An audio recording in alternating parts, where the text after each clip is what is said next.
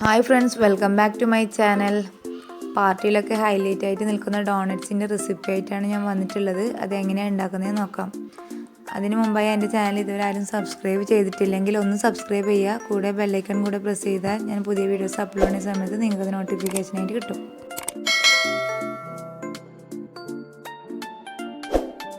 അതിനുവേണ്ടി ഞാനൊരു പാത്രം എടുത്തിട്ടുണ്ട്. അതിലേക്ക് 1 ടീസ്പൂൺ ഈസ്റ്റ് ഇട്ട് കൊടുക്കാം. ഇനി ഇതിലേക്ക് 1 ടീസ്പൂൺ പഞ്ചസാരയും കൂടി ഇട്ട് കൊടുക്കാം. ഇനി ഇതിലേക്ക് ഒരു 1/2 ഗ്ലാസ് ഇളം ചൂടുവെള്ളം കൂടി ഒഴിച്ചു കൊടുക്കാം. നന്നായി മിക്സ് ചെയ്ത് കൊടുത്തതിന് ശേഷം ഒരു 10 മിനിറ്റ് നമുക്കിതൊന്ന് റെസ്റ്റ് ചെയ്യാൻ വെക്കാം. 10 മിനിറ്റ് കഴിഞ്ഞിട്ടുണ്ട്. നന്നായി പൊങ്ങി വന്നിട്ടുണ്ട്. ഇനി കുഴക്കാൻ വേണ്ടി ഞാനിവിടെ ഒരു പാത്രം എടുത്തിട്ടുണ്ട്. അതിലേക്ക് ഈസ്റ്റ് കലക്കി വെച്ച വെള്ളം ഒഴിച്ചു കൊടുക്കാം. എന്നിട്ട് ഇത് കുഴക്കാൻ ആവശ്യമായ വെള്ളം കൂടി ചേർത്ത് കൊടുക്കാം.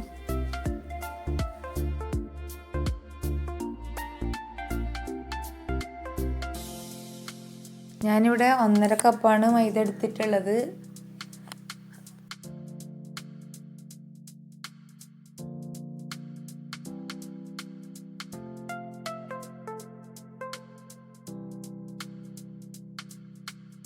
ഇനി ഇതിലേക്ക് ഒരു 1/4 ടീസ്പൂൺ ഉപ്പും കൂടി ചേർത്ത് കൊടുക്കാം. ഇനി ഇതിലേക്ക് 2 ടീസ്പൂൺ ബട്ടറും കൂടി ചേർത്ത് കൊടുക്കാം. എന്നിട്ട് കൈവച്ച് തന്നെ നന്നായി ഒന്ന് മിക്സ് ചെയ്ത് കൊടുക്കാം. നല്ല തണുത്ത ബട്ടർ തന്നെയാണ് ഞാൻ എടുത്തിട്ടുള്ളത്.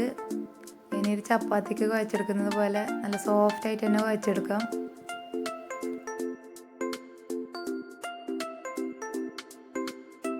ഇതുപോലെ കുഴച്ചെടുത്താൽ നല്ല സോഫ്റ്റ് ആയിട്ട് തന്നെ കിട്ടും. ഇവിടെ കുഴച്ച് റെഡി ആയിട്ടുണ്ട്. ഇനി ഞാനിതിനെ 1 മണിക്കൂർ റെസ്റ്റ് ചെയ്യാൻ വെക്കുന്നുണ്ട്.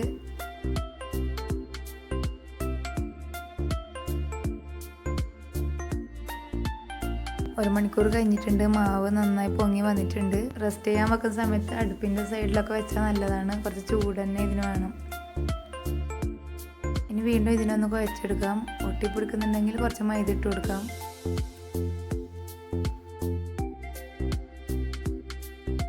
ഒരേ സൈസിൽ കിട്ടാൻ വേണ്ടിയിട്ട് നമുക്ക് ഇതുപോലെ ആക്കിയതിന് ശേഷം കട്ട് ചെയ്തെടുക്കാം.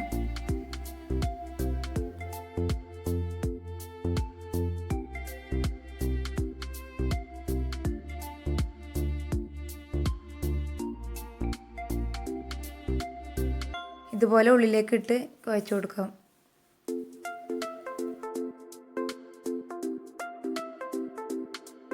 ഇതുപോലെ ഞാൻ എല്ലാം ചെയ്തെടുക്കുന്നുണ്ട്.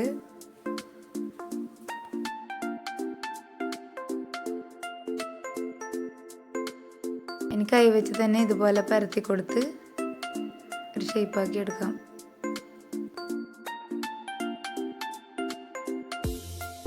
ഇനി ഇതുപോലെ ഹോൾസ് ഇട്ട് കൊടുക്കാൻ വേണ്ടിയിട്ട് ഞാനിവിടെ നോസിലാണ് എടുത്തിട്ടുള്ളത്. അതും ഒട്ടിപ്പിടിക്കാതിരിക്കാൻ മൈദയിൽ മുക്കി ഇതുപോലെ വെച്ച് കൊടുത്താൽ മതി. അപ്പം തന്നെ ഡോണറ്റിന് നല്ല ഷേപ്പ് കിട്ടും. ഇതുപോലെ ഞാനെല്ലാം ചെയ്തെടുത്തിട്ടുണ്ട്. ഷേപ്പാക്കിയതിന് ശേഷം ഒരു 30 മിനിറ്റ് നമുക്കിതൊന്ന് റെസ്റ്റ് ചെയ്യാൻ വെക്കാം. 30 മിനിറ്റ് കഴിഞ്ഞിട്ടാകുമ്പം ഇതുപോലെ നന്നായി പൊങ്ങി വരും.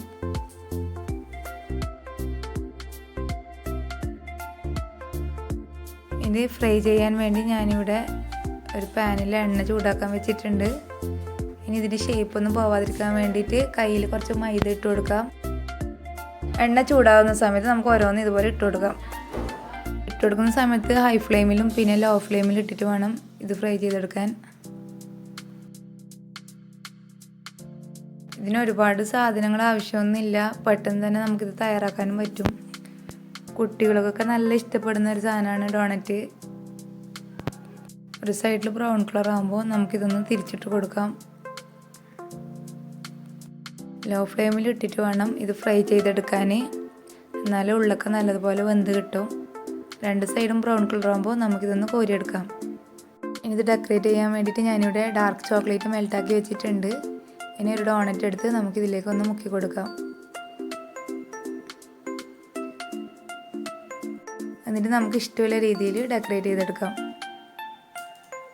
ഇവിടെ 2 കളറിൽ ചെയ്തെടുക്കുന്നുണ്ട്. വൈറ്റ് ചോക്ലേറ്റ് മെൽറ്റാക്കിയിട്ട് അതിൽ കളർ കൂട്ടിയിട്ടും ചെയ്തിട്ടുണ്ട്. ഇനി ഇത് ഫ്രിഡ്ജിൽ വെച്ച് സെറ്റ് ചെയ്യാം. അപ്പോൾ അപ്പോൾ എല്ലാവരും ഒന്ന് ഉണ്ടാക്കി നോക്കുക. വളരെ ഈസിയാണ് ഇത് ഉണ്ടാക്കാൻ, നല്ല ടേസ്റ്റും ഉണ്ട്. എൻ്റെ വീഡിയോ നിങ്ങൾക്ക് ഇഷ്ടമായാൽ ലൈക്ക് ചെയ്യുക, ഷെയർ ചെയ്യുക, അഭിപ്രായങ്ങളെല്ലാം കമൻറ്റ് ബോക്സിലൂടെ അറിയിക്കുക. ചാനൽ ഇതുവരെ ആരും സബ്സ്ക്രൈബ് ചെയ്തിട്ടില്ലെങ്കിൽ ഒന്ന് സബ്സ്ക്രൈബ് ചെയ്യുക. Thank you for watching. Bye bye.